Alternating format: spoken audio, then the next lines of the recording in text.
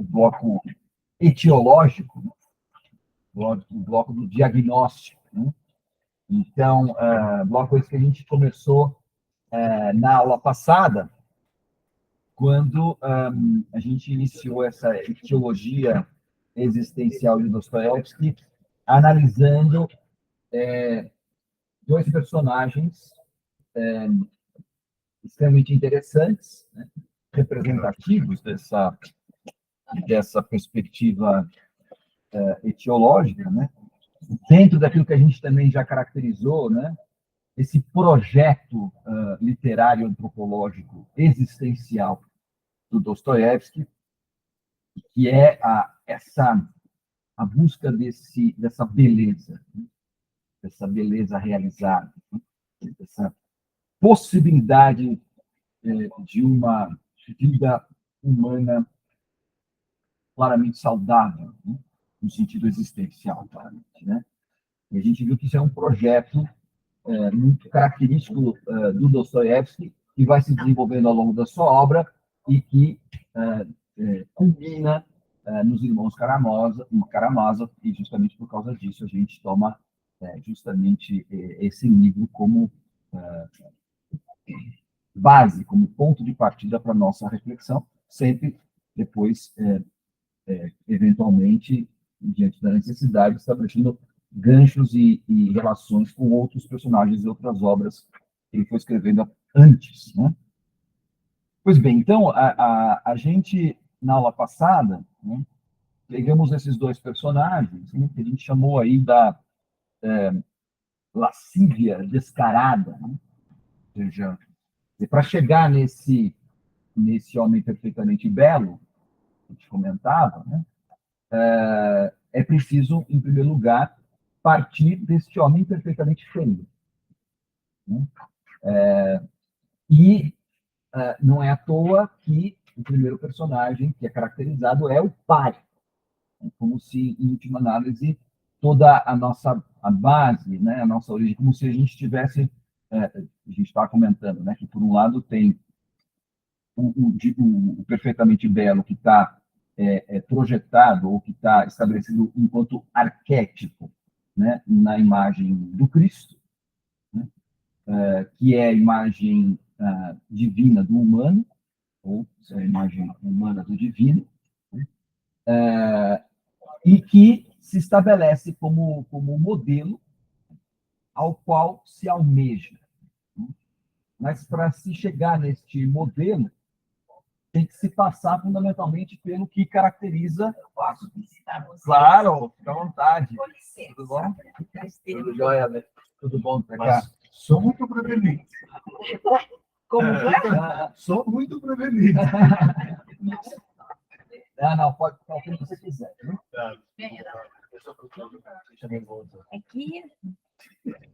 É que eu sei que o Rafael sempre vai provocar. Claro, claro. Faz parte, você já não conhece? Eu nunca leio que os homens são escorpiões. É constitutivo. Constitutivo, Constitutivo da natureza. por isso que eu vim visitar. Ótimo, seja bem-vinda. Pois bem, então, aí a gente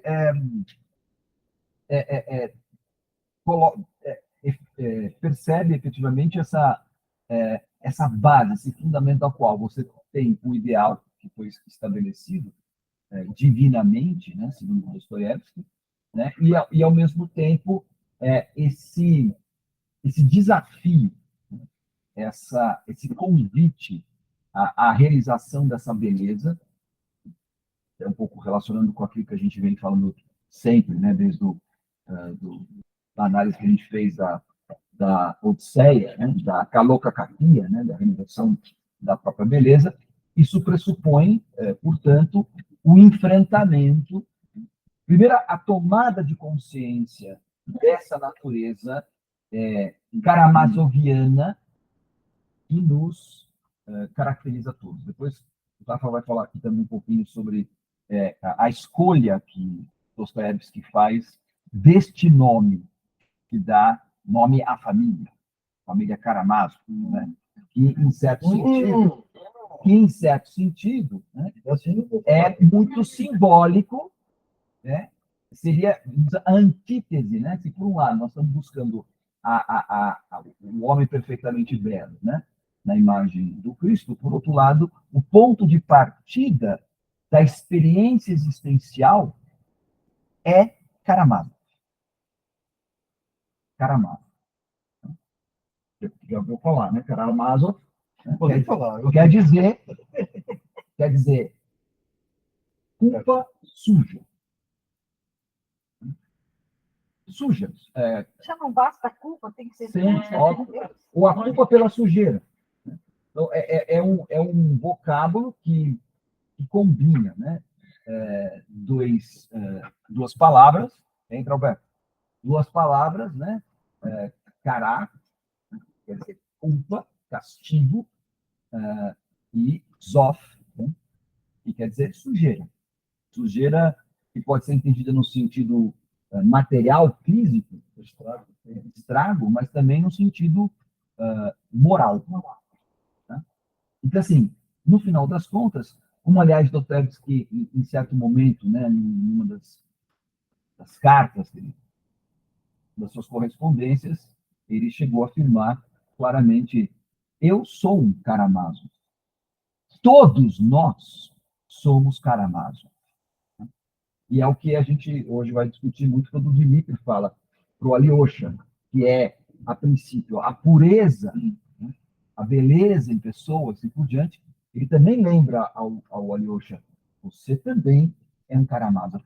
Todos nós somos Karamazov. Essa tomada de consciência karamazoviana é o ponto de partida absoluto, a consciência necessária a partir do qual qualquer possibilidade de itinerário terapêutico, qualquer possibilidade dessa purificação, né, dessa realização da beleza, deve partir. Se a gente não toma consciência da nossa karamazoviez, a gente corre o risco de criar uma ficção humana cuja o tipo, para usar o conceito que o Rafa trouxe para nós na segunda aula e que a gente trabalhou também na aula passada, né? O tipo mais significativo seria o Milsov, qual nós discutimos aqui. Quer dizer, o Milsov é aquele que nega o parentesco com o Fyodor. Mas, ao negar o parentesco com o Fyodor, ele está negando, em última análise, a sua própria humanidade. Ele é uma abstração. Né? E é nesse sentido que a gente viu como o Dostoiévski consegue fazer uma crítica existencial ao tipo burguês, né? Que, de fato, é excepcional. O que é o tipo burguês? O tipo burguês é aquele que parte de um idealismo humano, portanto, uma ficção, né, daquilo que seria o humano, negando o seu caráter karamazoviano, né, e a partir desse momento ele está construindo sobre arte, né, sobre uma total abstração. Enquanto que o Fyodor, a gente estava falando, ele se torna muito mais real, apesar dele ser um tipo absolutamente estrambólico, né? Mas ele é absolutamente real porque ele não nega, né? Muito pelo contrário, ele afirma, né, e faz festa, faz palhaçada, né, com a consciência que ele tem da sua caramosovidade, digamos assim. Né? Então, isso foi um pouco o que a gente foi delineando na aula passada, e hoje a gente avança dentro desse projeto etiológico, né? Esse projeto de diagnóstico proposto pelo Dostoiévski de uma forma fantástica, que me parece ser a única forma autêntica e real, né? Que é através da literatura, que é através da arte, né? Porque ela aí ela toma carne, né? Ela se torna algo palpável, ela se torna algo real, né? Do que se a gente ficar em termos psicológicos categóricos, abstratos, né? Que talvez ajudem a gente a encontrar algumas palavras e tal, mas que efetivamente não se encarna na realidade humana real. Né? E o personagem de hoje, né, como a gente já tinha anunciado no nosso programa, é Dmitry Karamazov.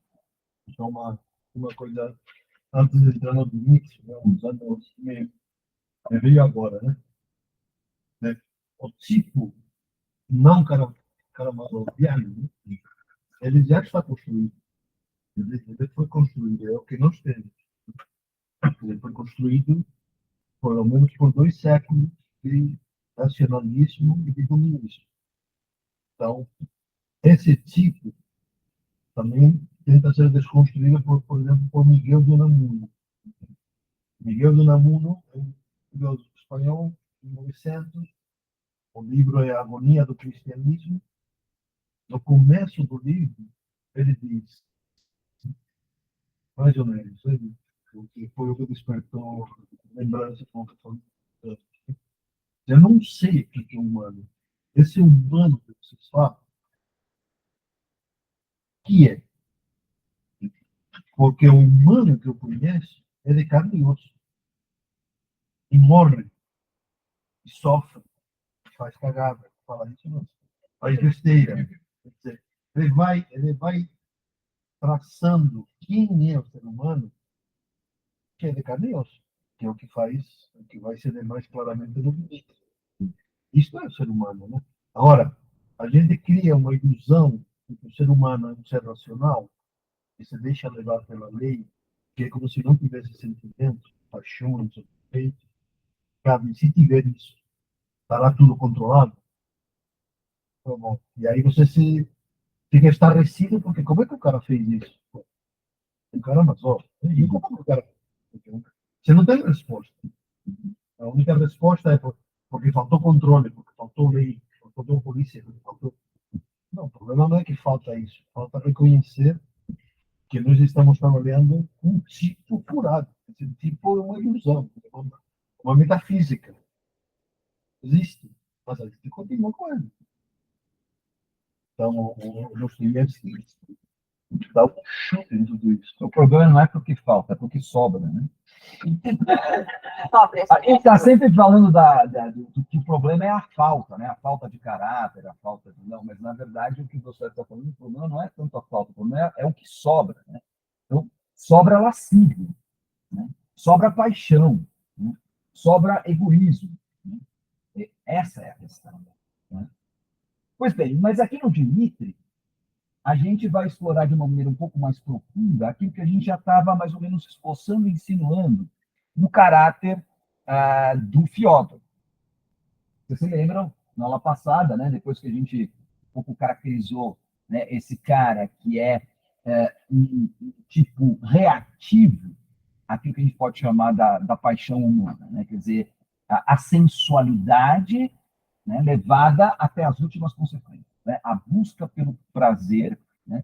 Esse prazer que se manifesta naquilo que é de mais material, aquilo que é mais sensual, desde da maneira como ele come, ele bebe, a maneira como ele vive a sexualidade, até as coisas mais sofisticadas no sentido do espírito. Né? Ele não é o Fyodor, apesar de ele ser chamado pelo Ivan de sátiro, né? Ele não é simplesmente um ogro. Né? O sátiro é essa figura híbrida, né? Metade cabra, metade ser humano, né? Portanto, em que as questões, né, não podem ser entendidas apenas no plano telúrico, físico, corporal, mas também está na perspectiva do psicológico e do espiritual. Né? Quer dizer, a gente estava falando um pouco dessa questão do Fyodor enquanto um iconoclasta. Né? Muito bem.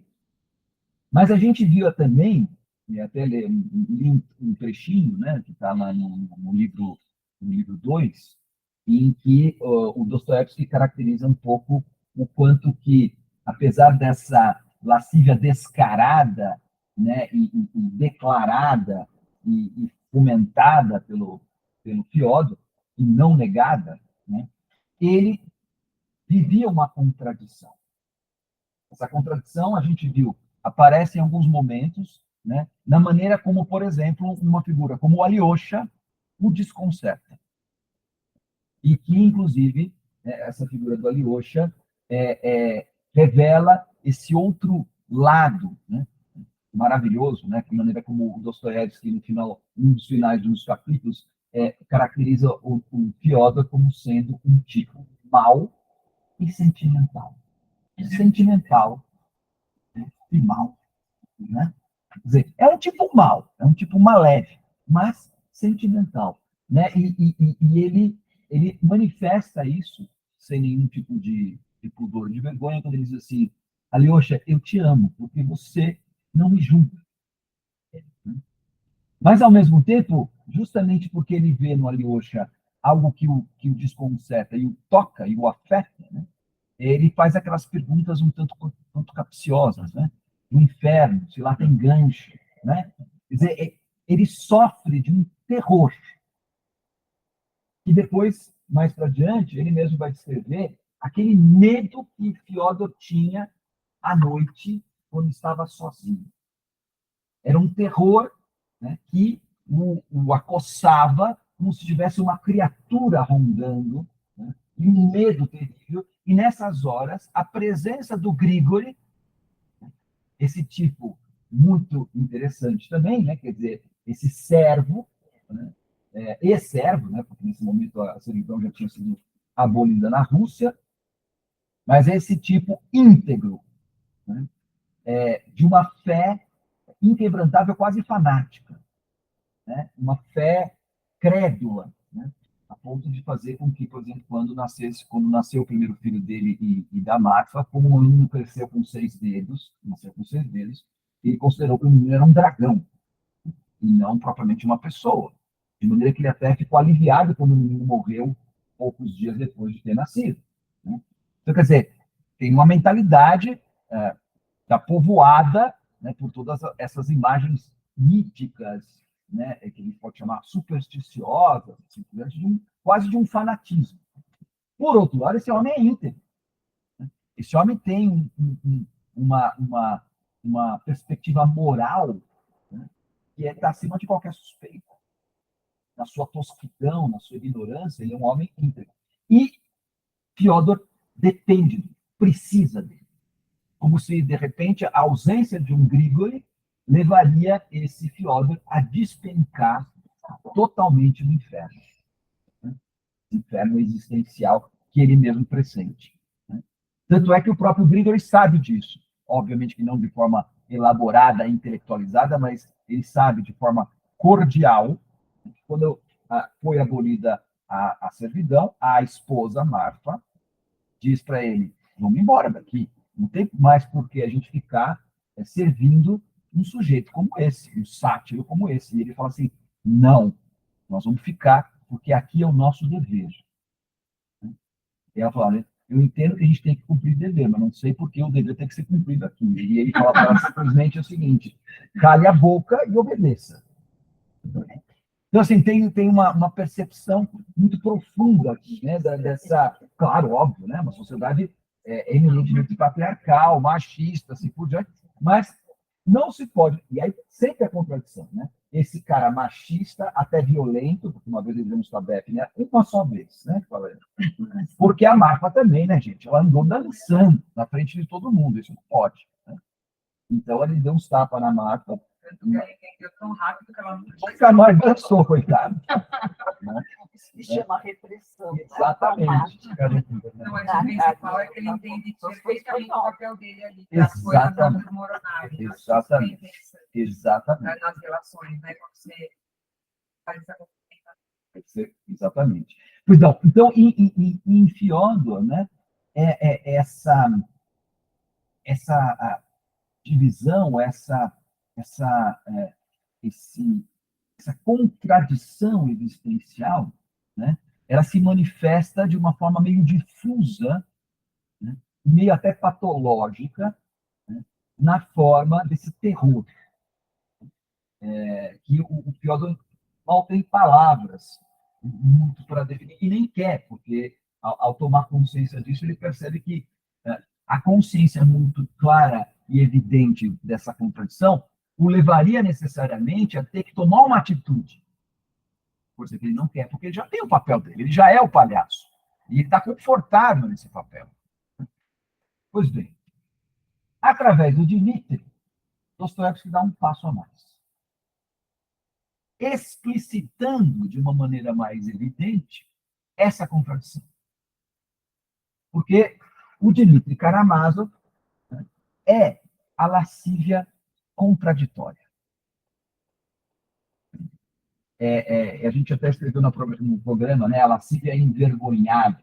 Quer dizer, ou seja, Dmitri repete, em grande medida, aquilo que é o pai.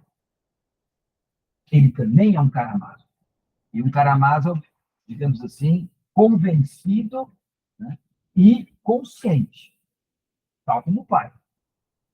No entanto, ele encarna de uma maneira dramática, vamos dizer, trágica, porque ele é um grande personagem trágico dessa história, né? Ele encarna de uma maneira dramática e trágica, né, essa contradição.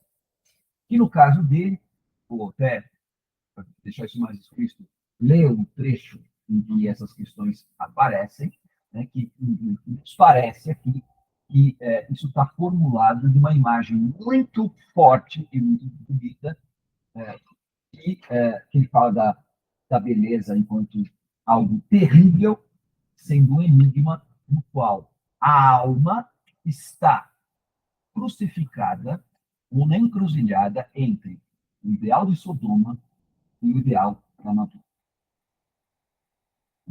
Então, assim, Dmitri é o cara que conhece, que vive, que encarna esse ideal de Sodoma, tanto de dar vazão a toda a sua lascívia, a todas as suas pulsões, para usar um termo freudiano, né? As suas pulsões, a sua libidinagem, digamos assim, e podendo chegar aos graus mais baixos e escandalosos, tal como o pai, né?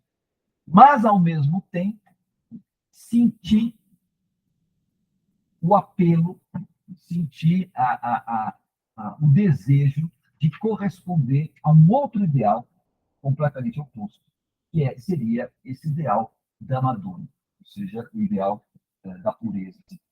E é nesse sentido, então, que a gente vai percebendo que o Dmitri não só ele é importante aqui na nossa análise por representar um outro tipo, mais além daqueles que a gente já tinha delineado, nós vamos delinear outros também mais para diante, vamos falar do Ivan e vamos falar do Smerdyakov, né? Mas, ao mesmo tempo, né, talvez de todos esses tipos etiológicos que Dostoiévski caracteriza e desenvolve, o Dmitri seja aquele que explicite de maneira mais evidente e mais simbólica o que é a contradição humana. Sobre o Dmitri, eu tinha comentado que, dentro desse nosso itinerário clínico, né, a metodologia que a gente escolheu aqui para fazer essa exploração literária a partir de Dostoiévski, né, a gente tem, nos Irmãos Karamazov, vários trechos, ou praticamente o livro inteiro. O Dmitri, ele é um personagem que, como eu falei, ele é o grande personagem trágico, ele é o personagem que perpassa toda a história. Quer dizer, tudo gira em torno, em grande medida, do Dmitri, né? Mas a gente tem no livro primeiro, né, são 12 livros, no livro primeiro, a gente tem uma espécie assim de história pregressa. Como é que um tipo como esse nasce e se desenvolve. E está principalmente no capítulo 2 do livro primeiro, que chama-se Descartado o Primeiro Filho. Né?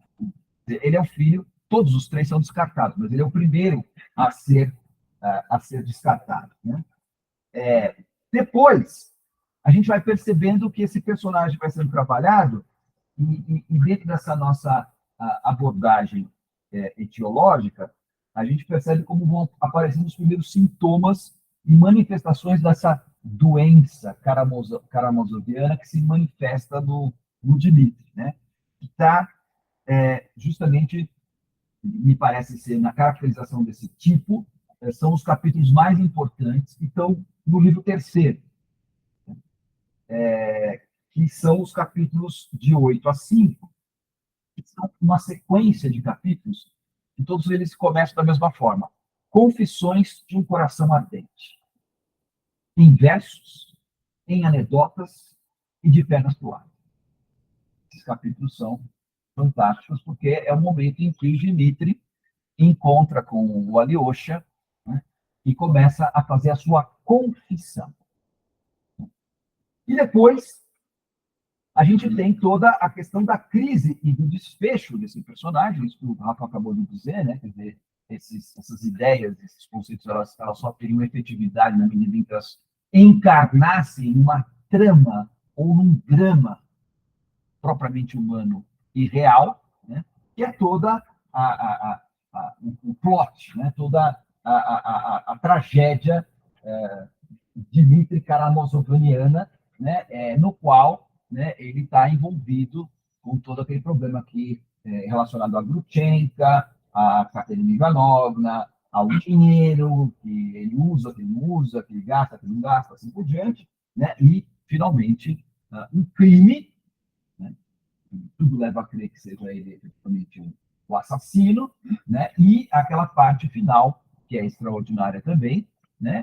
Que é o julgamento. Já está no livro dos 8, né? Que chama-se Mitya, e é interessante porque, apesar da confissão do Mitya estar no livro 3, né? No livro 8, que é um livro que você termina de ler quase sem ar, porque o cara fica correndo para cima e para baixo, e tenta resolver e tal, e é essa caracterização colocada em prática. É aí que ele se mostra, efetivamente, através não de poemas, nem de anedotas, nem de conceitos, nem de ideias, mas em ações. É aí que o Dmitri mostra a coerência incoerente dele, né? Em relação àquilo que ele confessa, àquilo que ele conhece e aquilo que ele faz. Né? E, claro, os livros de 9 a 12, né, que chama Investigação Preliminar, que é o momento em que ele está sendo investigado, que ele está sendo interrogado, que é onde ele tem o sonho do bebê, aquela coisa toda. Quer dizer, é de uma riqueza extraordinária. Não dá para a gente ficar aqui vendo tudo, né? Eu, como falei, vou explorar especificamente esses capítulos das confissões, porque eu acho que as ideias principais estão sendo colocadas lá, e depois todos esses outros capítulos, né, nada mais fazem do que mostrar na prática, como se fosse meio que do ponto de vista científico, usando a linguagem científica, né, que você coloca uma hipótese e depois você faz a experiência. Né? Então, a experiência é a narrativa de como é que Dmitri reage e age diante dos acontecimentos. Então, assim, centrando, portanto, nesses primeiros capítulos, né? Não vou me deter muito no livro primeiro, porque, na verdade, no livro primeiro, como eu dizia, é uma história pregressa, todo mundo conhece. Dmitri, ele vai ser criado longe do pai, sem mãe, né? E dentro de um contexto, né, de circunstâncias bastante peculiares, como era comum, né, nesse tipo de gente, né, dessa classe social, como era a que ele pertencia, né? O tutor dele é o Milsov, mas pelo jeito o Milsov não teve grande, assim, para nossa felicidade, senão um personagem desse não poderia ter aparecido, né? Não teve grande influência nele, mas um cara que teve uma formação numa carreira militar, né? Um cara que, tal como o pai, não nega o nome Karamazov, né? É um cara impulsivo, é um cara precipitado, é um cara que se deixa levar pelos sentimentos, pelas paixões, é um cara, né, essencialmente cordial, né? No sentido, o Sérgio Buarque de Holanda fala do homem cordial, né? Quer dizer, o homem que se deixa levar pelas paixões do coração. E aí se mete um monte de encrenca. A gente vai vendo como é que ele depois mesmo nessas confissões vai dizendo, né, a maneira como ele lida com o dinheiro, a maneira como ele lida com as mulheres, a maneira como ele lida com a vida, de maneira geral, né, mostrando que ele é um tipo, entre aspas, dentro de um vocabulário burguês, incorrigível, né, mas, ao mesmo tempo, profundamente humano. Né? E aí, dentro dessa parte, né, das confissões, para iniciar aqui a nossa reflexão e depois abrir para uma conversa mais ampla, né? Justamente na parte central dessas confissões, em que ele está tentando elaborar e tentando transmitir para o Alyosha tudo aquilo que está fervilhando dentro dele, né? E ele sendo um grosseirão e um ignorantão, como ele mesmo reconhece, porque a formação dele foi muito deficitária, do ponto de vista intelectual, do ponto de vista erudito, ao contrário do Ivan, né? A gente vai falar na próxima aula. O Ivan teve uma educação extremamente sofisticada, intelectualizada, aquela coisa toda. Para alguém que é um grosseirão e quase que um ogro, né? A maneira como ele lida com a poesia é algo extraordinário. Por quê? Porque ele sabe que a única maneira de tentar expressar os sentimentos, expressar aquilo que está no seu coração e na sua mente, é através da poesia. É interessante porque Ivan vai usar de argumentos racionais, né, filosóficos, né, racionalistas, propriamente. Já o Dmitri, né, ele se utiliza única e exclusivamente da poesia. Depois ele vai ficar muito chato, muito bravo, né, quando o Rakhtin, né, o seminarista e tal, também outro personagem interessante, vai falar para ele do Claude Bernard, né, o médico Claude Bernard, né, e ele fica transtornado com essa coisa do Claude Bernard, porque ele acha que esse Claude Bernard é um farsante, né? Mas, enfim, as referências do Dmitri são Schiller e Goethe. Ele encontra na poesia do Schiller dois poetas alemães, né, identificados com o romantismo, portanto, com toda aquela corrente literária, né, de rebelião contra o racionalismo iluminista e assim por diante, né, de encontrar uma poesia que dê conta da autenticidade do coração humano. E aí a identificação do Dmitri em relação a esses dois poetas que ele absorve. Lembre-se que o Dmitri não fala alemão ou não lê alemão. Então, ele lê tudo isso na tradução russa. Mas isso pouco importa, porque ele não está em busca de precisão, ele não está em busca de erudição ou de o vocábulo mais... Ele foge de todas essas discussões de âmbito intelectual. O que interessa para ele é pegar aquilo que realmente consegue traduzir e expressar o que a alma dele transborda. E depois dele citar Schiller, né, no poema que começa dizendo assim, no tímido e selvagem, no troglodita, as palavras do troglodita, onde ele se identifica com esse troglodita. Eu não vou ler aqui o poema inteiro, senão vai ficar muito longo. Eu vou só começar a ler aqui o comentário que ele faz depois de ter lido esse poema do Schiller, né, que fala sobre séries, né, sobre a questão da Terra, né, de como o humano se encarna na Terra, né, se traduz na experiência telúrica, né? Isso está na minha edição, pelo menos, a partir da página 161. 161, que está no capítulo... Poesia do Troglodita, 160. Mas eu vou começar a ler a partir do 161. Né? O último trecho dessa poesia do Schiller diz o seguinte: para erguer-se da baixeza, pela alma o homem deve fazer com a antiga mãe terra uma aliança eterna. Ou seja, a gente está comentando há pouco, né? Se eu não reconheço de que eu sou terra e sujeira, eu não tenho como me elevar. Não tem como me libertar da baixeza. Então, primeiro eu preciso reconhecer de que eu venho da terra, de que eu sou sujeira, e a partir desse momento, então, é possível pensar numa elevação, na busca da beleza. E ele continua. Agora eu vou ler literalmente. Mas vê só como é a coisa. De que jeito vou fazer com a terra uma aliança eterna? Não beijo a terra, não lhe abro o seio, terei de me tornar um mujique ou um pastor? Caminho sem saber se cair na podridão e na desonra, ou na luz e na alegria. Eis aí onde está o mal, pois tudo na terra é enigma. E quando me acontecia afundar na mais profunda desonra da devassidão, e era só o que me acontecia, sempre declamava esse poema sobre Ceres e o homem. Ele me corrigia, só que é maravilhoso, né? No sentido assim, a poesia, você tem esse êxtase, né, de ver como a poesia traduz exatamente aquilo que você sente. Fala, é isso. Mas aí em seguida vem a pergunta, isso me corrigia? Nunca. Porque sou um caramazo.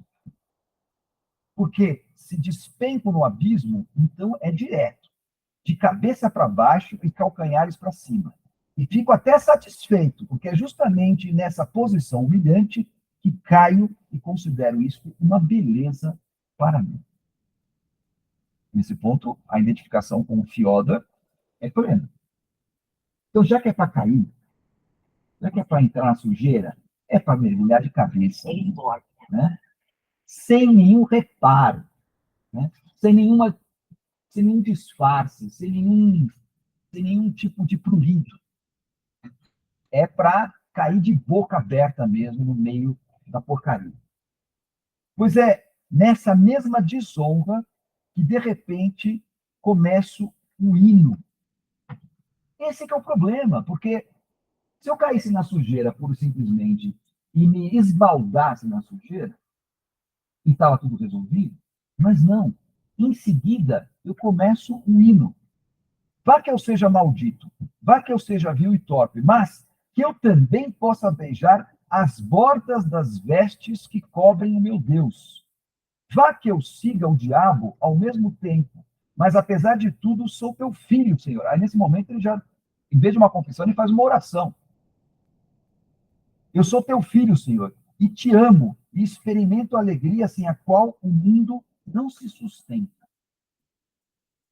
A maldição é que, no meio da sujeira, eu reconheço a minha origem divina. E me sinto atraído a beijar as borlas, né? Como, na verdade, está tirando isso de uma referência bíblica, né? Onde no Evangelho, se não me engano, aqui exatamente, de Lucas, em que a hemorroísa, essa mulher que padecia de um fluxo de sangue incurável, falava, se eu pelo menos conseguisse beijar a borla do manto, eu seria curado. Então, esse que é o problema. Porque se fosse só terra, estava tudo resolvido. A gente se emporcalhava, virava um porco, né, como o Cir se transformou os amigos de Ulisses, e estava tudo resolvido. O problema é que nós não somos porcos. Somos também, mas não somos apenas. E tem algo dentro de nós, no nosso próprio sangue, que clama por algo elevado. Exatamente, é o que ele está falando. Por isso que ele, inevitavelmente, no meio da porcaria, começava a sentir o arrependimento. E essa centelha, essa faísca, que o levava a desejar, né, no meio de Sodoma, desejar a Madonna. Ou seja, seria tão mais fácil se a gente fosse só porco e terra, né, e resolvesse tudo em porcaria. Ou se a gente fosse anjo também, né? Também estava tudo resolvido. Não tinha graça. Sim. Aí que está. A beleza para o Dmitri Não é nem uma coisa e nem outra, mas é justamente esse conflito. A beleza é um enigma, a beleza é agônica, a beleza é terrível. É nesse livro que tem esse trecho todo, né? Já vou ler. Já vou ler. Eu acho a parte mais linda desse livro. Bom, essa parte que fala da beleza. Sodoma, peraí, Anca. Só insistindo na minha tese. Porque então, essas poesias, né? Então, o movimento romântico ele é revolucionário para romper com o movimento iluminista. Mas os dois colocam o homem como uma abstração. Pode ser uma abstração mesmo, seguida pela razão ou seguida só as paixões, sabe? Mas é uma abstração. Quer dizer, o homem está no lugar de Deus. Desde tanto dos dois movimentos, quando isso aqui começa, a ficção começa precisamente dizendo isso. Ser homem, que está na página 159, né? Que é o verso do poema de Goethe, O Divino. O homem é divino, não Cristo. Então, é uma contraproposta. Nitidamente, o Karamazov está dizendo, ó, o tipo, né? O Goethe está dizendo, o tipo é o Cristo. Aqui o tipo é o homem. Mas é um homem construído artificialmente pelo comunismo ou pelo romantismo. Aí o Dimitri percebe isso. Uma contradição intelectual, não só existencial, mas intelectual. Então, se vocês pegarem, né, esse poema, peguei dois trechos, mais compridos. Só peguei dois trechos para vocês perceberem o que está sendo louvado pelo que homem. Né? Então, o poema diz assim: só o homem pode o impossível. Só ele distingue, escolhe e julga. Isto é exatamente o contrário do que o pensamento cristão, vamos chamar assim. Conhece. É só Deus que é só Deus que faz o impossível, não o homem. E pode, ao instante, dar eternidade. Só o homem consegue isso. De fato, se vai vendo como todo o processo histórico dos 2 ou 3 últimos séculos é instaurar esse princípio. Né? Na prática. Vamos fazer. Só ele que pode premiar o bom e castigar o mal, curar e salvar. Então, esse é o poema que aqui está enunciado com o primeiro verso. Tá? E simplesmente deixa o resto para quem quiser dar uma olhada. Depois ele vai pegar o hino à alegria, do Schiller. Então, o hino à alegria, que é Beethoven. Então,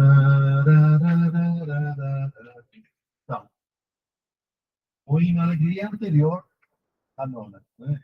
Então, Schiller compõe a ode à alegria e o Beethoven vai musicar e vai cantar, vai colocar em forma de canção. Né? E vai ser o hino da Europa. O hino da Europa é esse trecho. Só que tem um trecho, na edição de 1808, tem um trecho da poesia que foi extirpado. Isso aqui é pesquisa profunda. Né? Esse cara está na manga, tá na manga. Só que agora eu não sei onde que está. Vocês vão pesquisar agora. Que os pecadores sejam perdoados e que o inferno deixe de existir. Então, é exatamente o contrário do que o Dimitri está falando. O que o Dimitri está dizendo é: eu só faço besteira, eu estou aqui de cabeça para baixo, mas Deus te ama. E ele começa a falar: Deus te ama. Então, uma coisa perturbadora. nosso vídeo aqui hoje, seria perturbador. Mas esse é o ponto em que nós estamos. Esse é o cara. Vamos dizer, o que estamos discutindo hoje é um cara de carne e osso que tem uma contradição profunda na vida dele, que é a contradição de todos nós. A percepção da humanidade. Que é a contradição de todos nós. Porque o que ele está dizendo é: eu sou um inseto, mas Deus me ama.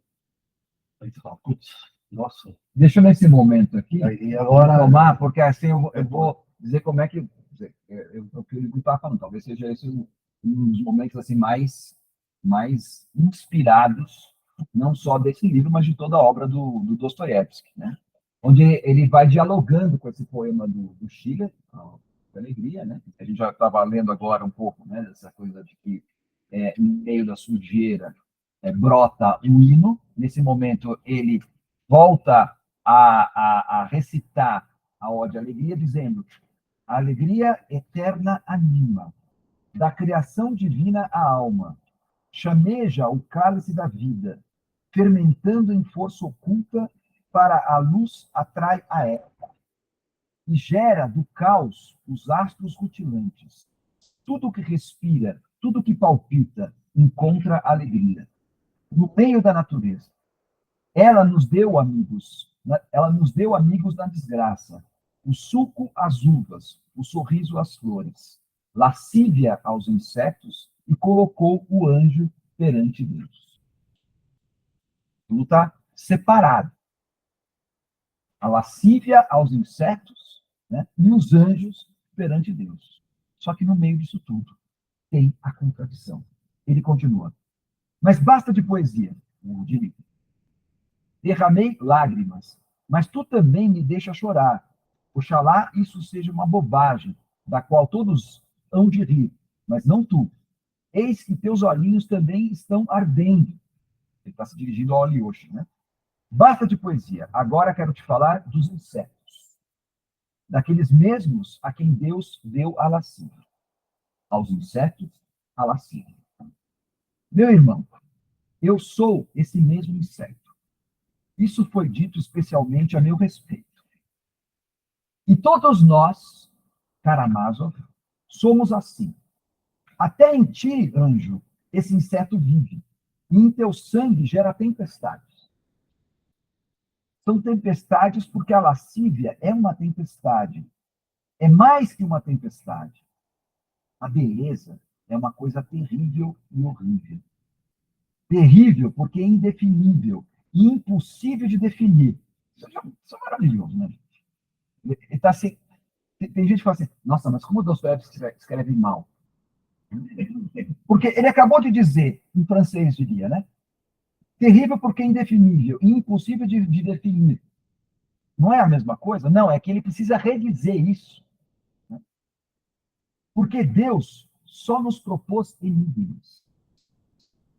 De todos os enigmas que Deus propôs, nós, seres humanos, somos o maior dos enigmas. Aí, os extremos se tocam. Aí, todas as contradições convivem.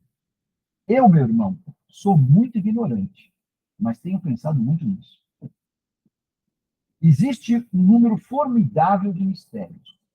Um número excessivo de enigmas oprime o homem na terra. Decifra-os como és capaz e sai enxuto da chuva. A beleza. Dizem assim, beleza. Não posso, ademais, suportar que algum homem, até de coração superior e de inteligência elevada, comece pelo ideal de Madonna, mas termine no ideal de Sodoma.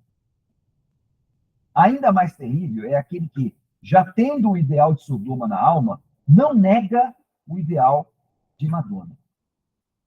E seu coração arde de fato por ele. Arde de fato como nos seus puros anos juvenis. Não. O homem é vasto. Vasto até demais. Eu o faria mais estreito.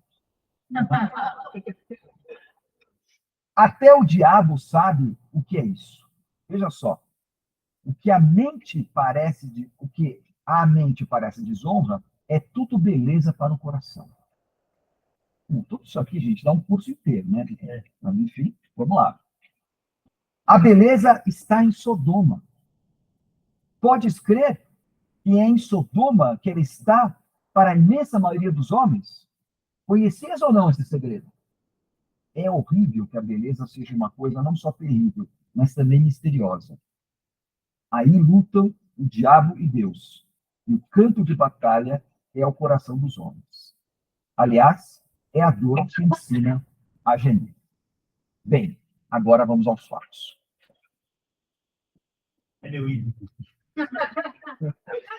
Assim, nesses pequenos trechos, há uma formulação que é muito importante, não só para entender o Dmitri, mas para entender, a gente pode dizer assim, a própria antropologia de Dostoiévski.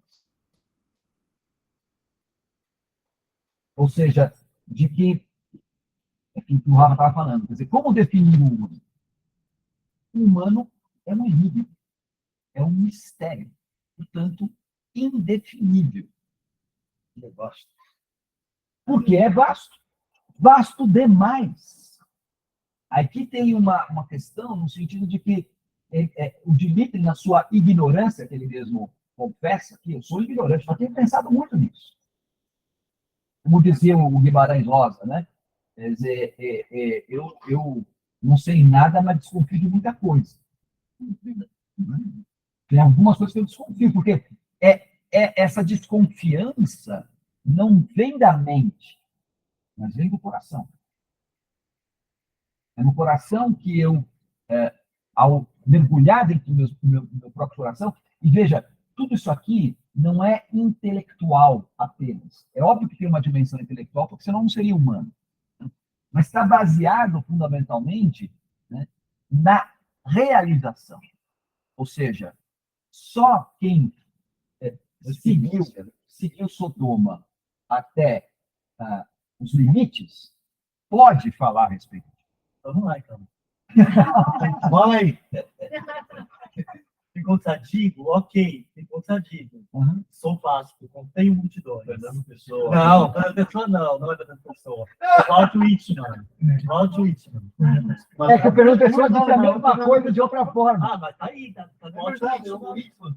É Whitman. Sou Mas vasto, eu contém A multidões. pessoa falou mesmo. Mas só que O o incrível não Whitman é perfeito. é anterior, muito anterior. Muito anterior. Roubou dele. Roubou ele.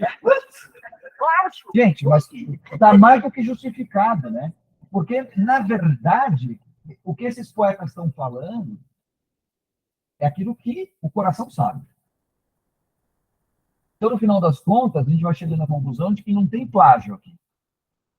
A gente está redizendo sempre as mesmas coisas. E o que o Dmitri está colocando aqui, que o grande problema com a modernidade, com o racionalismo, é a gente querer criar uma abstração do ser humano que define, coloca limites, delimita o que seria o humano. Traz a ilusão de certeza. Exatamente. Aí é outra. Traz a ilusão de que a gente é Agora eu controlado, entendi. de que a gente pode se controlar, de que a gente pode se construir, de que a gente pode se reformar, de que a gente pode se adaptar, de que a gente pode se formatar, de que a gente pode fazer uma reprogramação. A gente não pode melhorar? Óbvio que pode, Pode mas piorar muito, né? Mas- melhorar muito, é verdade. Pode piorar. Quando você se acha ótimo, Mas, a questão é a seguinte, é que esse melhorar parte do princípio de que a gente tem que aceitar que, de forma incontestável e inegável, nós somos Karamata. Ou seja, de que nós queremos ser anjos, mas somos insetos. E nunca deixaremos de ser insetos, enquanto formos humanos. Então, a questão ela é tão profunda e, ao mesmo tempo, tão potente em termos de derivações disso. Porque, em última análise, nessas palavras que são ditas de forma arrebatadas e ardentes e poéticas, há elementos de cunho filosófico, antropológico, muito sérios. Quando eu digo, há uma luta entre Deus e o diabo. E o campo de batalha é o coração humano. Ou seja, eu estou trazendo a responsabilidade moral para dentro de mim. Daí você dizer que fulano é do bem e fulano é do mal é uma abstração absolutamente incoerente. E uma maneira de eu tentar, de alguma maneira, negar a minha ontologia caramosoviana. Às vezes é difícil ainda falar com a pessoa do mal.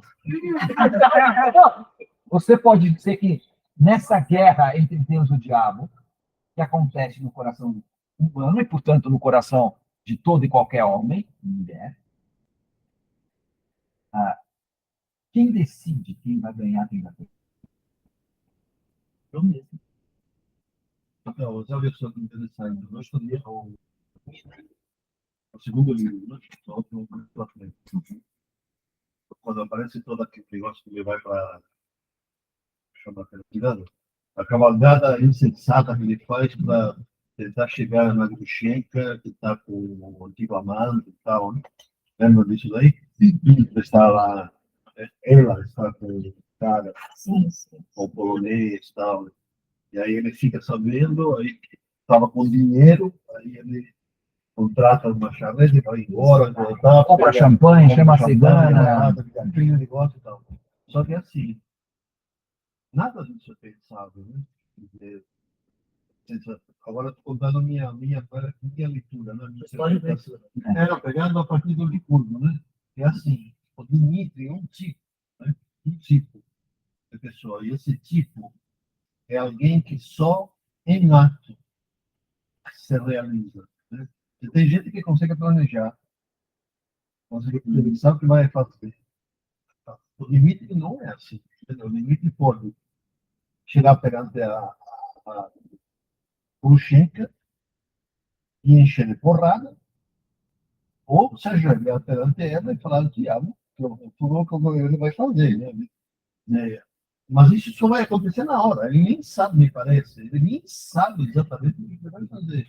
Ele tem uma explosão. Por impulso. Né? Por impulso. Ele tem uma explosão, vai e vai indo. Né? Da mesma forma que ele, antes disso, na confissão, quando ele conta, eu vou contar um segredo, que é a terceira confissão, não? Eu vou contar um segredo, que é como é que ele se apaixonou pela Catarina, como é que a Catarina se apaixona por ele. Entendeu?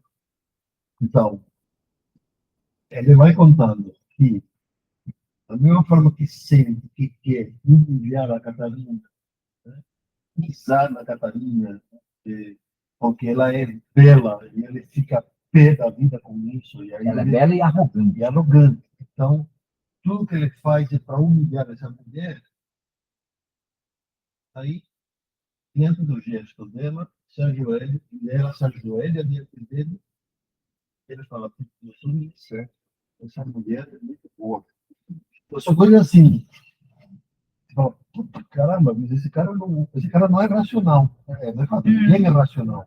Não dá para. Ele não planeja as coisas. Minimamente, nem é minimamente racional. Nem pretende ser, nem conseguiria ser. Por quê? Porque, de fato, ele é isso. Aí você fala: bom, ele só se deixa levar pela paixão. Tem um momento que ele diz: a paixão nem sempre é amor, pode ser ódio. Uhum. Não é porque está apaixonado que é algo. Eu estou apaixonado e eu tenho. Então, só coisa assim, você fala: caramba, o que ele está falando? E justamente por ele não ser um ser.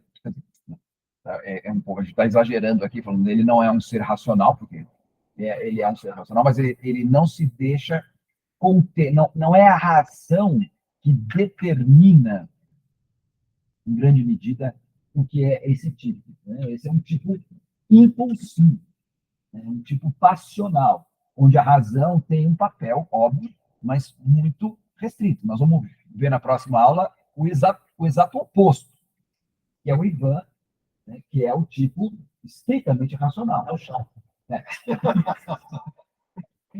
mas igualmente sublime, né? Porque, é claro, o Dostoiévski está aqui trabalhando dentro do paradoxo, né? Então, cada um desses tipos, né, ele exagera. Quando eu digo exagero, não significa que não sejam tipos existentes, porque existem nuances entre si. Eu, pelo menos, encontro a cada dia, fazendo laboratório de leitura, por aí afora, encontro pelo menos meia dúzia por dia. Acho que mais de mim. Atualmente. Não, mas tem muitos Ivans. Tem muitos Ivans, muitos Não Ivans. me Não com o mesmo grau de sofisticação.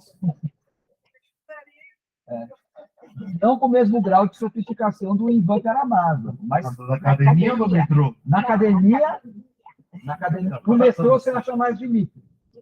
Na universidade você acha mais Ivan. Né? Eles estão mais ou menos divididos dessa forma, né? Deus os cria e eles se juntam. Tem o óculos lá. Agora o interessante aqui, né, é perceber como, nesse eclipse da razão, que caracteriza um tipo como Dmitry, a verdade do humano se revela de uma maneira fantástica. Quer dizer, só Dmitry consegue chegar, né, na percepção do que é a experiência humana no seu sentido mais radical e mais profundo. Gente, eu não consigo deixar de fazer uma comparação com a Hidra de Lerna, o Dmitry como a Hidra, né? Que ela se alimenta da terra. Sim, Se você tenta destruí-la enquanto ela está se alimentando. se alimentando arraigada, né? A única maneira é você tirar da terra. Aham. Aí sobra só o imortal, aí Isso. sobra o sagrado. Isso. Mas O enquanto anjo, né? enquanto ela estiver na terra, duplicam as suas cabeças, né? Cada Exatamente. golpe que você dá. Exatamente. Bom, e é o caso de. Quer dizer, porque aqui está sendo colocada a contradição do humano no seu sentido mais profundo. Tem um. O homem é um enigma, portanto, e a Hidra é um enigma. E aí eu queria só levar um pouco essa reflexão um pouquinho mais para frente, né? Porque, em última análise, a partir dessas confissões, a partir dessas confissões do Dmitry, né, eu acho que o Dostoiévski está aqui propondo a grande questão. A grande questão que depois a gente vai ver como é que ele vai resolver isso, ou se vai resolver. Mas a grande questão que é o seguinte, né? O grande problema é que, em primeiro lugar, o homem é vasto demais. E, ao mesmo tempo, livre. E aí? O segundo problema. Deus só se manifesta através de enigmas. Então, diante disso, a gente tem um problemaço. Primeiro, como é que a gente lida com essa vastidão? Sendo livres? Não precisa uma resposta para isso agora, não, porque a gente vai ainda. Esse tema da liberdade vai voltar de uma forma dramática, né? Quando, mais para frente, o Ivan Karamazov vai contar para o Alyosha um poema chamado O Grande Inquisidor, que é talvez um dos momentos mais sublimes deste livro e também da própria obra do Dostoiévski e, na minha humilde opinião, um dos mais sublimes na história da literatura universal. Né? O que a gente faz com essa coisa chamada livro? Porque, assim, a gente está, ao mesmo tempo, né, compartilhando essa coisa dramática que é sermos insetos e anjos ao mesmo tempo. E, além disso, a solução desse enigma está nas nossas mãos, na nossa liberdade. Mas como é que a gente sozinho vai resolver isso? Foi aí que eu me lembrei, né, de um trecho, também que eu considero também um dos mais sublimes da literatura universal, que está no nosso brasileiríssimo João Guimarães Rosa, em Grande Sertão Veredas. Me parece que esse mesmo drama, a mesma questão da liberdade, né, e a afirmação do humano no exercício da liberdade aparece como a grande questão que está lá no meio do Grande Sertão Veredas, que eu gostaria de ler aqui para vocês, né, porque eu acho que tem tudo a ver com isso que a gente está comentando, que eu coloquei, inclusive, no meu livro, no capítulo sobre próprio do humano saber refletir e discernir, onde o Reobaldo, em certo momento, né, o Curvo conhece bem também essa parte, né, ele diz o seguinte: sempre sei, realmente, só o que eu quis, todo o tempo, o que eu pelejei para achar era uma só coisa, a inteira, cujo significado vislumbrado dela eu vejo e sempre tive. Não é racional. É uma coisa que está lá dentro do coração. Aqui era, 2 pontos. Que existe uma receita, a norma de um caminho certo, estreito, de cada pessoa viver. Olha só, o ser humano é vasto, infinitamente vasto, mas o caminho é estreito para cada pessoa. E essa pauta, cada um tem, mas a gente mesmo, no comum, não sabe encontrar. Como é que sozinho, por si, alguém ia poder encontrar e saber? Mas esse norteado tem que ter, senão a vida de todos fica sendo sempre o confuso dessa doideira que é. E que, para cada dia, cada hora, só uma ação possível da gente é que consegue ser a certa. Aquilo está no encoberto, mas, fora dessa consequência, tudo o que eu fizer, o que o senhor fizer, o que Beltrano fizer, o que todo mundo fizer ou deixar de fazer, fica sendo falso e é o errado. Ah, porque aquela outra é a lei, escondida e visível. Olha só que interessante. Escondida e visível. Mas não achável do verdadeiro viver. Que, para cada pessoa, sua continuação já foi projetada, como o que se põe em teatro para cada representador. Sua parte, que antes já foi inventada num papel. Claro que, tanto na linguagem do Dostoiévski, pela boca do Dmitri, quanto pela linguagem do Guimarães Rosa, pela boca do Reobaldo, tudo aparece e não teria como não aparecer, senão em forma de poema. Mas aqui tem algo que talvez toda a filosofia, toda a ciência não consegue expressar melhor do que isso. Não que isso resolva, né? Mas aqui a gente tem, né, algo verdadeiro, potente, né, e extremamente forte para a gente refletir sobre isso. Quer dizer, então, Dostoiévski está dizendo, o ser humano é vasto, infinitamente vasto. Eu gostaria até que fosse mais estreito. E é o que a gente tem tentado fazer, né? Quer dizer, a gente está acompanhando um pouco toda essa questão de todo esse desenvolvimento de ponta, por exemplo, da neurociência, né? Que tem utilizado uma linguagem característica da programação para tentar definir o que é o cérebro. Dizendo que eu, de certa forma, entendendo o que é o cérebro, eu entendo o que é um humano. E a analogia utilizada é o computador. Por quê? Porque o computador é dominável. O computador é uma coisa finita. Mas dominar o humano é o desejado, Claro. né? Por mim. Por quem está imbuído dessa sede do poder. Que somos todos nós. Vamos ser sinceros?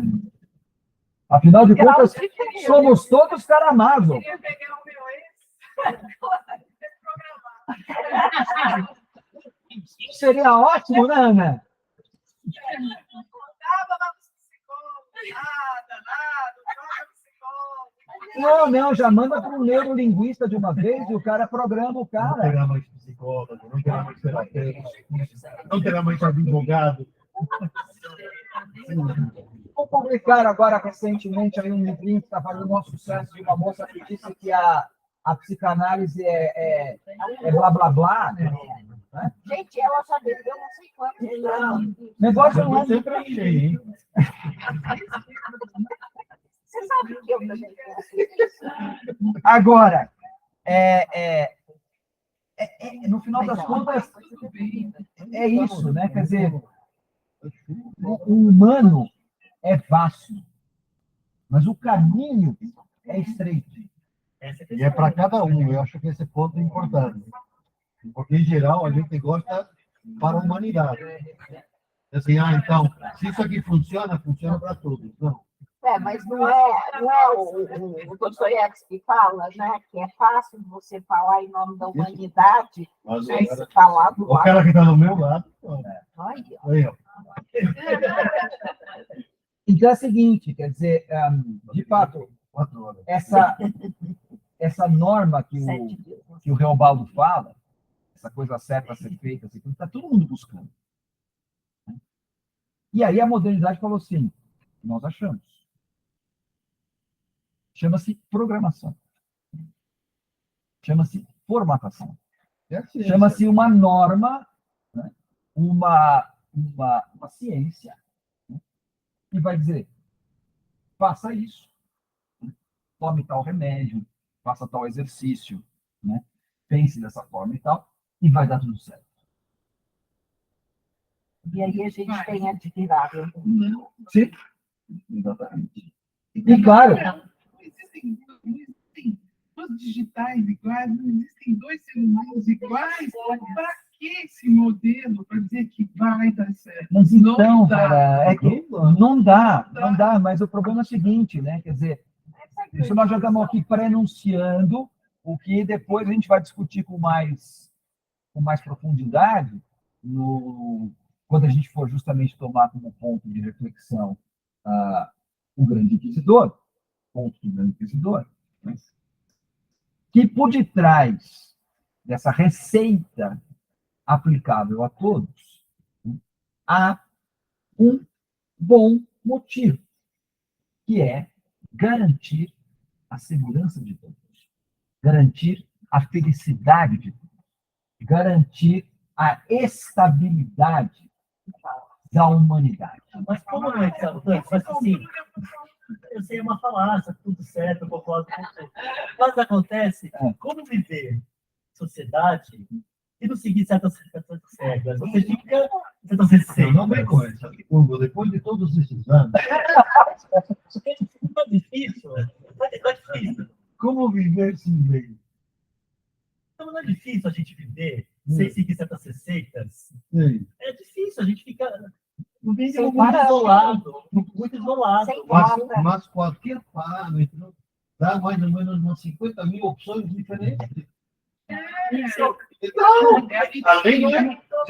O problema não é a lei, o problema é dizer que a lei impõe uma única conduta para todos. E essa que tem que. Não, isso não impõe. Não, Mas não. é isso que normalmente se entende.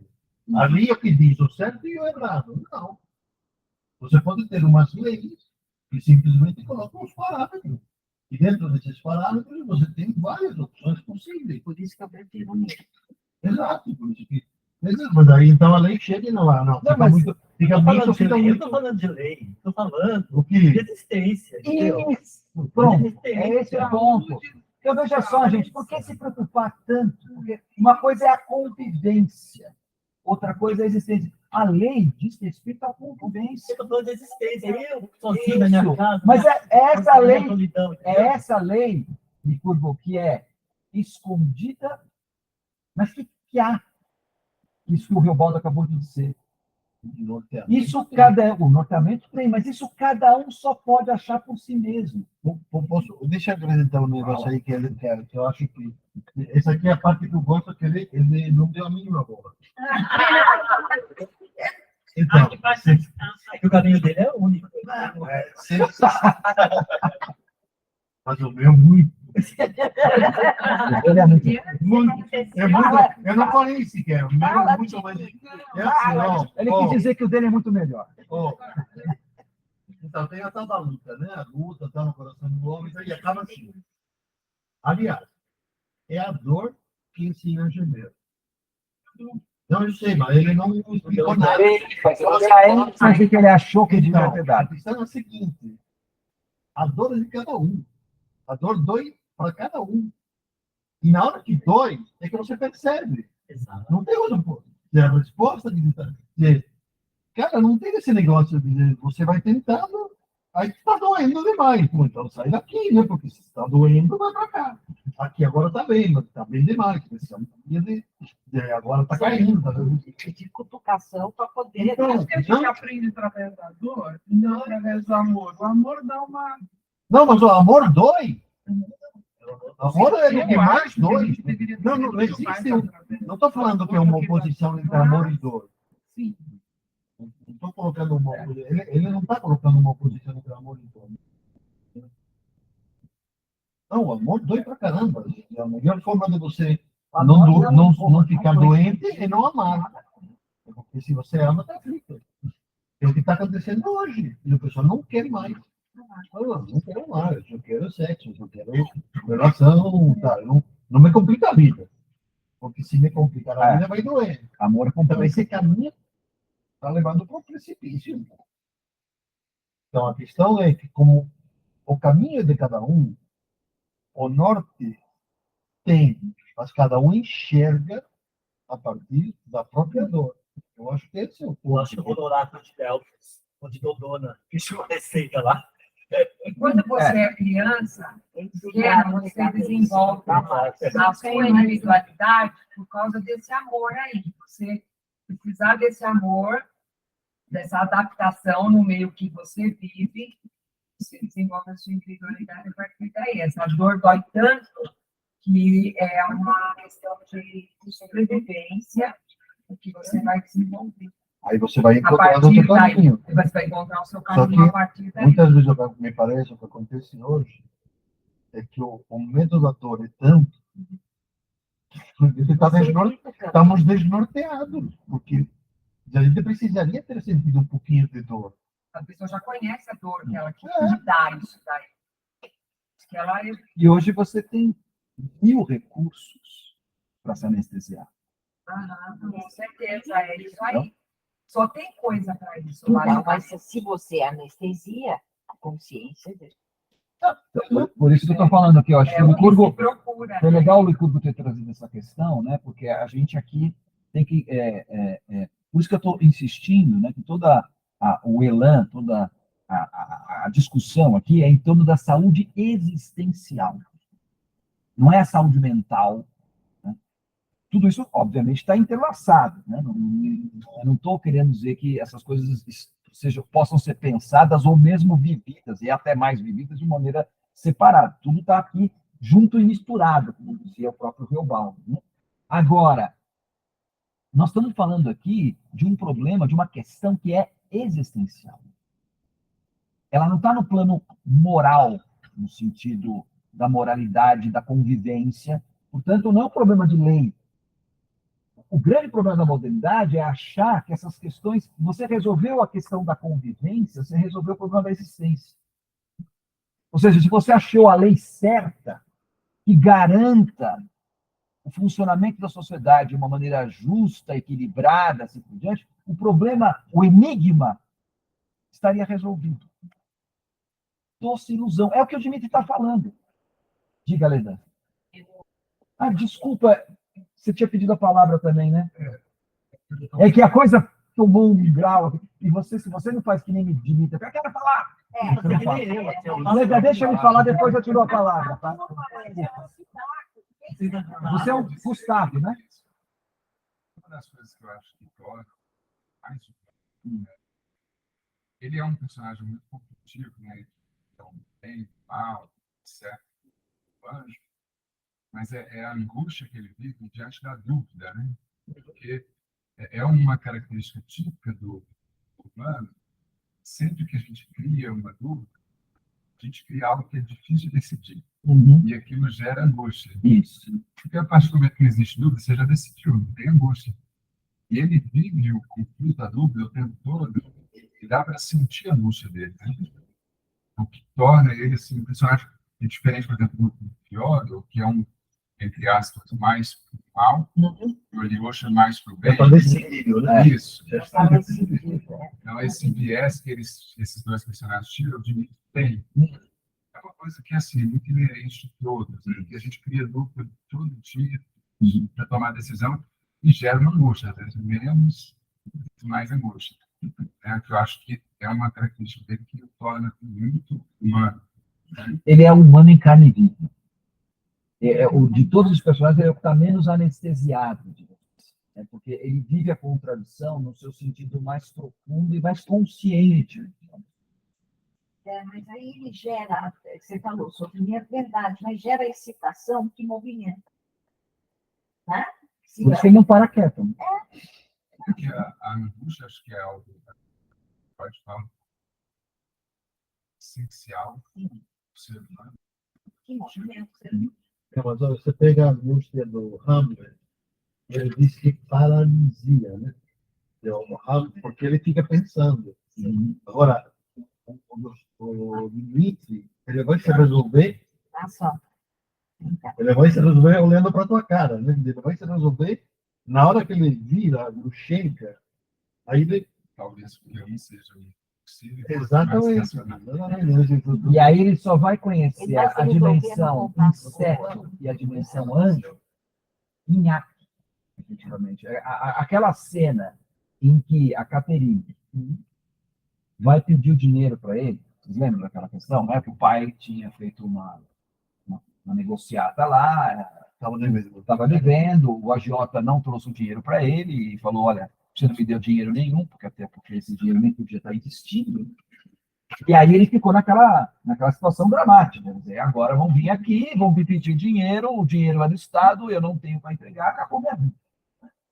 E ele adoece e tal, e a Caterina fala assim, para salvar o pai, ela vai em busca do dinheiro de qualquer jeito. E ela sabe que o Dmitri tem esse dinheiro. E ela, conhecendo o Dmitri, vai disposta a tudo. Você me dá esses 4.500 rublos e eu me entrego para você. Pelo menos assim eu salvo meu pai.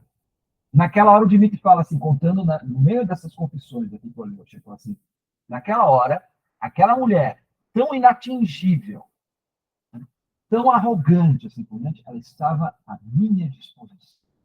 E aí, Alyosha, aquela lacraia que um dia me picou e que me infectou com o veneno, começou a fervilhar. Falei, é agora que a coisa pega. Ele fala. Não, estou traduzindo em total. Foi um pouco mais sofisticado que isso, tá? Mas o Dmitri concordaria, acho que plenamente. Você, opa, é agora. Nessa hora, não sabia, não tinha planejado como você fez isso. Nessa hora,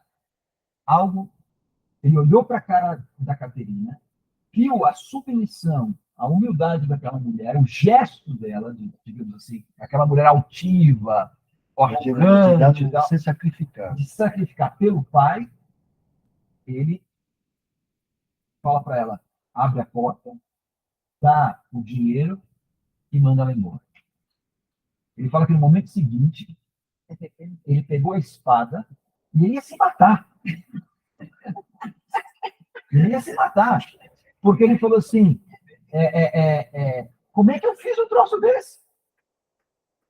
Foi um anjo. Aliás, quando ele diz, depois mais dele, quando ele estava na cara do pai, pronto para matar o pai, ele falou assim, eu não matei. Porque naquele momento apareceu um anjo e me impediu de fazer aquilo que eu queria fazer. Então, de novo, a lacraia e o anjo.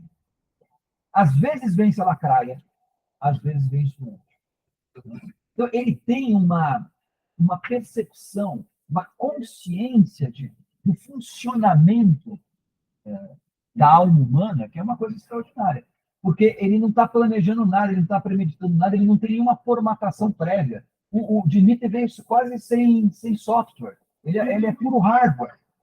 Entendeu? Ele não nega, ele navega. Sim. Trazendo só para depois, né, questão poxa, um personagem como o Dmitry, eu acho que quem tem essas emoções como ele hoje interpreta muito. Não estou dizendo se o Dmitry era patológico, não, mas trazendo para que as pessoas consideram hoje. Às vezes elas consideram muito que isso é uma patologia nesse desvio. É o excesso. Estou falando do meu físico, porque, como médico, eles me procuram e como eu estudo comportamento. Também tem um espectro. Aí o que você falou na semana passada, o patológico, ele é óbvio. Isso. O esquizofrênico, ele é uma realidade, é óbvio. Sim. Você pode. Mas essa nuance no comportamento, você espectro um pouco mais desviando desse caminho estreito, as pessoas já consideram que é uma doença, né? Por um diagnóstico. Isso. Claro, né? Se fosse hoje, o Dmitry estava medicado, né? Isso acontece muito, né? Você não sabe lidar com isso. E assim, eu também, né? Medicina, neurociência, considera-se que, aí já é uma questão de questionamento, que você regular esse sofrimento a longo prazo é melhor para a pessoa. Considera-se isso. Aí fica a dúvida, né? Se é ou não é, né? Ou seja, porque na verdade, né, Gustavo, você está promovendo, digamos assim, uma dimensão da saúde que é comportamental, mas, por outro lado, você está comprometendo uma dimensão que é existencial. Exatamente. Diga, Letã. Isso vai ficar muito bom que eu vou falar. Né? Primeiro, eu quero falar que eu tenho Salomão fala assim, eu quero falar com os netos. Acima de tudo, guarde o seu coração. Eles dele defende toda a sua vida. Isso está em Provérbios? Então, eu sempre pensei nisso, né? Eu tenho que guardar o meu coração. O que significa guardar o meu coração? É uma coisa que eu sempre pensei. O que significa guardar o meu coração? E guardar os seus documentos guardados, as fotos. Então, a gente tem que guardar o coração, guardar das coisas que podem contaminar. E, segundo, vem muito limitando essa história da patologia. Eu tenho uma filha de 19 anos que, desde 2019, ela foi diagnosticada com depressão. E aí, toda aquela história, né? Depressão, então aí começa a tomar medicação, leva no psiquiatra, faz terapia. E isso ela tinha 15 anos. Tentou suicídio 2 vezes. E aí, vamos lá. Só que eu sempre trouxe a Ana para essa questão existencial. Né? Então, assim, eu sempre falei para ela, o remédio, ele não vai tirar sua angústia, porque a angústia é normal de uma pessoa de 15 anos. Ela falava assim, eu não sou suficiente com 15 anos, né? Pra quê? Fala para ela que nem com 30, nem com 45, nem com 57. Né? Eu sou suficiente? Você colocou essa história que você tem que ser suficiente para quê? Aonde você foi criando tudo isso? E essas angústias, esses medos, todas essas inseguranças, isso não tem remédio. Não existe. Você vai continuar tomando remédio. E assim, eu falei para ela, vamos para um processo de autoconhecimento. E fui conversando muito com ela. Muita conversa. Lógico que eu fiz toda essa programação, né, de dar medicação, Ana faz a terapia, até hoje. E aí eu comecei a trazer a Ana para essa realidade existencial. Qual é o seu propósito? E aí eu falei para ela algumas vezes, dentro de você, junto com a depressão, tem o egoísmo, né? Tem o narcisismo. Todas essas coisas você tem que reconhecer e começar a pensar, olha, o quanto eu estou sendo egoísta quando eu acabo com a minha vida, porque eu não estou pensando na outra pessoa, em todo mundo que vai curtir, o seu namorado, o seu irmão, na sua sobrinha, porque todos nós vamos morrer. Eu fui falando muito essas coisas para ela, da questão existencial. né? E aquilo ela foi para esse processo de autoconhecimento, de chorar muito por essas questões, de levar para a terapia toda essa questão existencial dela, gente, ela não é outra pessoa. Continua tomando medicação, vai na terapia, né? Mudou a terapeuta, falei para ela aqui, olha, vamos mudar de terapeuta várias vezes, porque ela contava a história, daqui a pouco a terapeuta ligava, eu não gosto de você não, essa terapeuta não serve mais, vou mudar para outra. Não pode ligar. Ela falou, mas ela me ligou para falar do nascimento do filho dela. Não, pelo amor de Deus, não. Foi um processo. Eu falo para ela, gente, às vezes eu tenho a oportunidade de conversar com ela, eu falo para ela assim, olha, ela começou a trabalhar, você vai ajudar o dinheiro. Dá uma viagem para as ilhas gregas. Indenizar.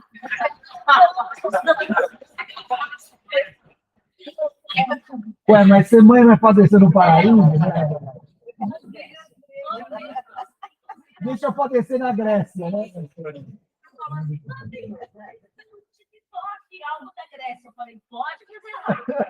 A gente vai para lá. Então, eu fui muito para essa questão existencial. E que eu acho que isso não existe hoje em dia.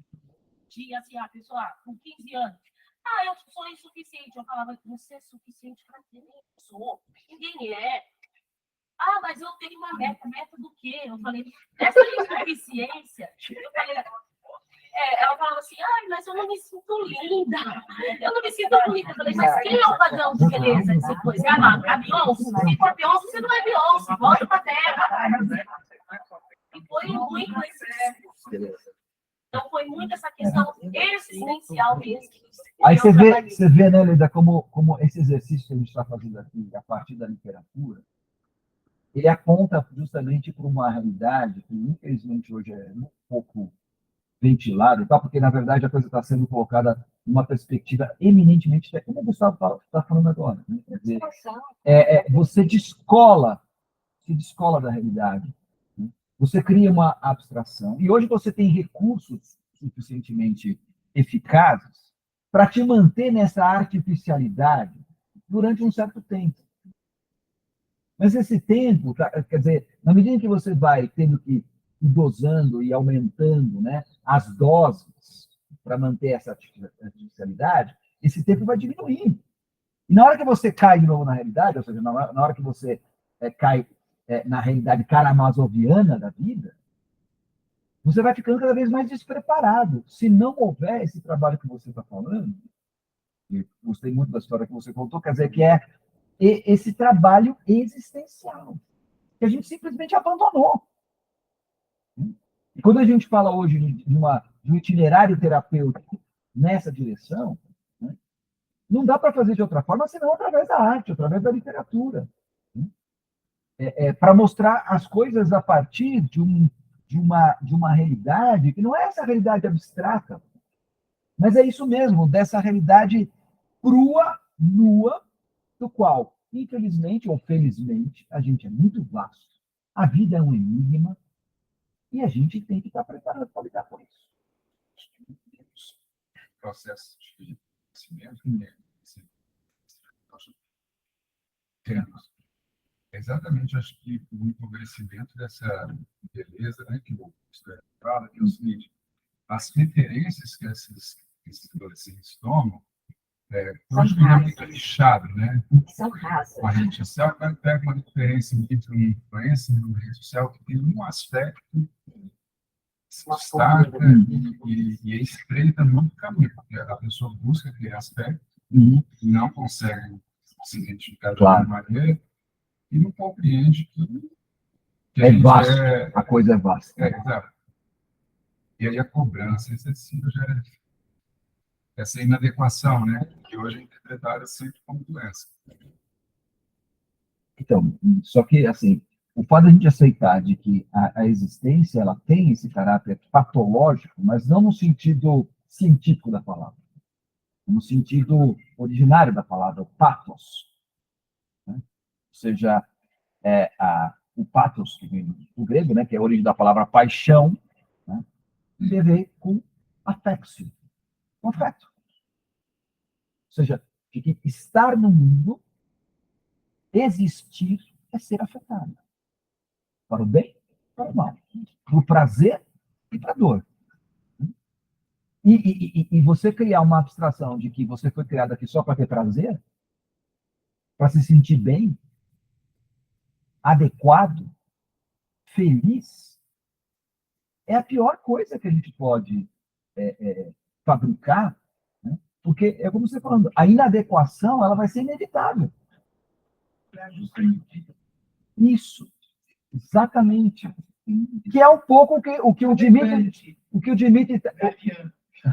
Não, a dificuldade do Dmitry, Vera, é justamente o seguinte, quer dizer, ele sabe que existe uma justa medida, só que essa justa medida, em pessoas muito intensas e vastas como é difícil, porque assim, numa dessa, é isso, você tem que abraçar Sodoma, né, e depois sair para abraçar Madonna. Até chegar um ponto em que você fala assim, olha, não dá para viver aqui nem viver aqui, então eu vou viver aqui. Mas primeiro eu preciso conhecer. É o que eu tenho colocado um pouco assim, a gente tem abandonado o caminho da justa medida, que é o caminho da saúde existencial, pelo caminho da mediocridade. O caminho da mediocridade é você partir do princípio de que há um padrão, há uma norma, que é, digamos assim, padronizada para todo mundo, e você tem que se adequar a isso. Se você se adequou, você será feliz. E é você se violenta para se encaixar dentro dessa norma. E o resultado é isso que a gente está vendo aí. Porque essa norma é abstrata. É o que eu acabei de ler aqui, o Reobaldo fala, né? Cada um tem que achar por si próprio. Mas como é que sozinho você vai... Isso, eu quero destacar esse aspecto, porque assim, não é você que tem que encontrar. Porém, esse achar exige o outro. Exige o outro. Tudo isso aqui que está saindo do coração ardente de Dmitry só está saindo porque ele está conversando com a Alyosha. E ele fala isso, que bom que você... Ele já está meio chumbadinho, que, aliás, nessas horas é fundamental. Um conhaquinho nessas horas ajuda, né, gente? Pelo amor de Deus. Abre os poros e mais. Exatamente. Então, assim, precisa do conhaquinho e precisa do Alyosha. Porque se eu não tenho essa interlocução, é impossível achar. Então, duas coisas. Primeiro, não aceitar aquilo que é normativo e medíocre, e, por outro lado, também ter a coragem de se abrir e revelar, né, inclusive, aquilo que há de mais karamazoviano para o outro. A partir desse momento, talvez você esteja começando a encontrar um caminho. Começando a encontrar um caminho. Qual que é o grande problema? Já estou aqui um pouco adiantando as coisas, mas qual que é o grande problema do Ivan? Ivan não fala com ninguém. Ivan se fecha. Ivan tem tudo pronto dentro dele mesmo. As pessoas como Ivan têm medo do encontro com o outro. Porque a partir do momento que você encontra com o outro, né, você corre o risco de que toda aquela sua solução perfeita e acabada possa sofrer algum abalo. Não seja suficiente. Você falou uma coisa, Lana, que eu estou pensando. Que uma coisa é a padronização.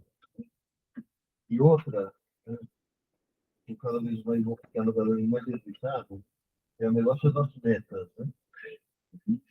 E como que pode, né, uma menina com 15 anos, qual que é a meta? A meta é simplesmente viver.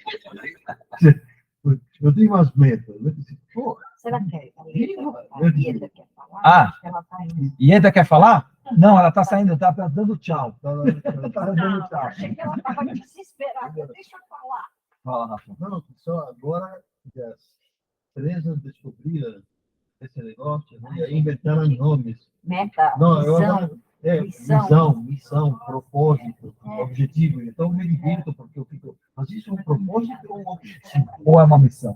E aí a pessoa fica perplexa, né? É o sentido. Nossa, não sei. Aí eu acho que é uma missão. Falei, pô, eu tô achando que é mais um objetivo. Sério? Porra, que doidice é essa? Com 15 anos.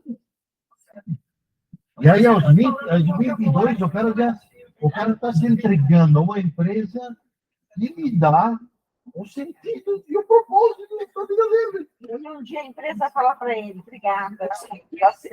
Aos 22, fala. E o ponto de partida disso aqui, Rafa, é um pouco aquilo que a gente está comentando na aula anterior, né, do Milsov. Né? O Milsov, por exemplo, quando fica irritado, extremamente nervoso, quando em contato com o Fyodor, né, ele sente que está rebaixando as suas ideias. Né? Ou seja, que ele está sendo contraditório com as ideias dele. Né? É que, claro, ainda nós estamos no século XIX. Né? Então, isso ainda está eivado de liberalismo, ideias políticas, ideias sociais. Né? Com o século XXI, né, e todo esse 150 anos de lá para cá, né, essa coisa se tornou tão perversa, né, porque ela se tornou mercadológica. O liberalismo do Milsov ainda é um liberalismo político. O liberalismo de hoje é um liberalismo do mercado. Essa entidade sem nome. Exatamente. Então, na verdade, quer dizer, não é simplesmente hoje você corresponder a uma meta ou objetivo daquilo que seria o homem ou a mulher progressista, político, assim, mas assim, tem a ver com sucesso, tem a ver com vitória, tem a ver com toda atitude e toda decisão que você vai tomar, né? O quanto que isso repercute no projeto. Quantos seguidores que você vai ganhar, quantos você vai perder, quanto que isso vai capitalizar. Percebe? Então, a coisa foi se tornando ainda mais perversa. Então, Dante, já que você está falando do existencial, né? Sim. Então, aí essa coisa das metas, da missão, do que eu falando agora, no âmbito empresarial, assim, de trabalho. Sim. Mas, assim, o que está acontecendo, que eu percebo muito nas redes sociais, hoje existe uma coisa assim, você tem que ter uma meta existencial, você tem que ser na vida, entendeu? Qual a sua meta? Né? Assim, mas não fora do trabalho, né? Qual é o seu sentido, né? Qual é o seu propósito? O tempo todo tem isso, né? Essa cobrança. Uma cobrança, exatamente. É uma cobrança de que se você não consegue entender qual é a sua meta, você se sente um palha, um idiota, eu não tenho meta. Entendeu? Certo. Confesso que eu peguei, escrevi minha meta lá, mas eu não consigo fazer aquela meta. Entendeu? Eu escrevi há um ano atrás minha meta. A minha meta tá lá. Eu fiz meta e segui lá um coach especial do Instagram, coach especial do Instagram. Aí eu segui lá, entendeu? Eu vou pôr essa meta aqui, vai. Aí fiquei pensando, escrevi a minha meta. Por Né? acaso foi no dia 31 de dezembro? Não foi. Mas não é essa meta aí. Não é, assim, sabe assim, é uma coisa existencial mesmo, entendeu? O que eu quero enquanto ser humano. Bom, né? Aí fiquei pensando, mas não que eu coloquei tudo no papel, confesso. Sabe que eu sou meio de mídias, né? Eu vou fazendo as coisas falando. Eu fiz tudo lá, entendeu? Olha, eu fiz folhas e folhas e folhas. Só que tá na parada, eu não consigo fazer aquela merda. Graças a Deus, né? Graças a Deus. Falou assim, Se você quiser, vai ser tão chato. Vai ser tão chato, não vai ficar sem amigo. Mas olha, isso que você está falando, me pegou. não, mas isso aí é sério. Não, porque isso aqui, na verdade, né, é exatamente o oposto daquilo que a gente está colocando aqui como seja o itinerário terapêutico da saúde existencial. Né? Porque, na verdade, nós estamos. O APA trouxe muito essa questão do tipo. Né? A gente falou de arquétipo, a gente falou de mitos. Né? A gente começou aqui na primeira aula falando da mitopia. Né? Ou seja, que a gente não está nem na distopia e nem na utopia. Né? E isso, na verdade, não pode ser uma meta. Isso não pode ser algo que você pensa. O rasgar está bem hoje, não. Por favor. Ou então você deixar como mera curiosidade, tá? Como mero documento de um momento estúpido da sua história. Eu não consegui fazer nada. Arquivo para o historiador. Você pensa assim, é um arquivo histórico de um momento estúpido da sua vida, e aí faz parte. Eu já passei por muitos momentos. Já passei por muitos momentos. Então, faz parte. Porque, na verdade, o que acontece aqui tem a ver, fundamentalmente, quando ele fala do ideal de Sodoma, ideal de Amazônia, ele não está falando de meta, está falando de ideal. Ele está falando de coisas que são inspiradoras. Né? Então, quer dizer, dentro do princípio existencial, a gente tem que se nortear por inspiração, e não por meta. Né?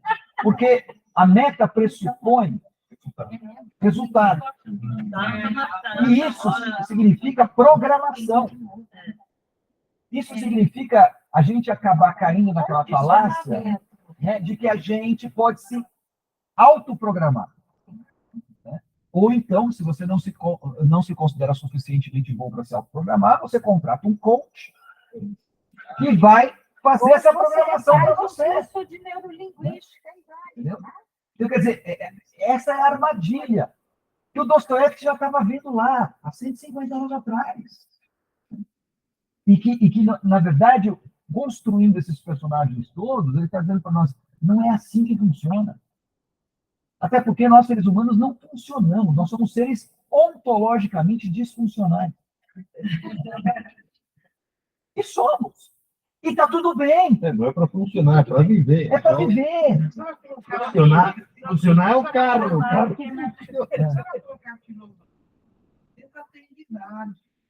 Não. Não, falou? Para as crianças você vai dar filosofia? Porque elas têm filosofia. Elas têm filosofia. Se ela não é condicionada, tem. Eu aprendi. Mas antes de aprender a pensar, velho, a gente tem que se conectar com aquilo que é existencial. E isso não é papel da filosofia, isso é papel da arte. Não. Então, assim, antes de dar filosofia, a filosofia ela vem a reboque. Entendeu? A filosofia ela vem a reboque. O Dmitri está num momento porque quando ele cita os poemas todos do Schiller, do Goethe, assim por diante, de certa forma ele está filosofando, mas ele está filosofando a maneira dele. É isso que nós precisamos, não é filosofar a maneira de Platão, a maneira de Foucault, a maneira de... Mas então, assim, o que a gente tem que oferecer para as crianças é a arte, é a inspiração. E eles passam do brincar. E elas escolhem as coisas brincar, não brincar. Depois, quando você tiver suficientemente quando você tiver suficientemente familiarizado, né, conquistado pela arte, aí a filosofia pode vir sem pedir. E aí ela vem para ajudar. O problema é a gente inverter as coisas. E o que a gente tem feito é isso. Né? A gente tem filosofado demais. Né? No nosso caso hoje, filosofar demais significa o seguinte: construir um discurso científico, onde você já põe na cabecinha do pobrezinho, na mais tenra idade, explicando para ele as coisas do ponto de vista científico. Eu lembro de Bebeco, Ana, que estava lutando. Na segunda-feira ele tem isso, na terça, acho que eu falei assim, e que horário que ele tem, ele do meu lado, e que horário que ele tem para brincar? Viu, mãe? A vovó falou, e o meu horário de brincar? Eu falei assim, entendeu? O trabalho dele é brincar também, né? Criança, o trabalho da criança é brincar. Viu, mãe? Porque realmente. Só que o brincar de agora é um brincar desses eletrônicos que irrita profundamente, sabe? Eu me lembro que eu fui ver, sei lá, eu estava olhando algum negócio no Instagram hoje, e eu vi comprar M&M, colocar um pratinho, água quente, aquilo transforma numa arte lá. Eu falei, vamos comprar M&M. O que, vó? Vamos na padaria comprar M&M. Para quê? Eu falei assim, vamos fazer algum negócio, para tirar ele um pouco do... Né?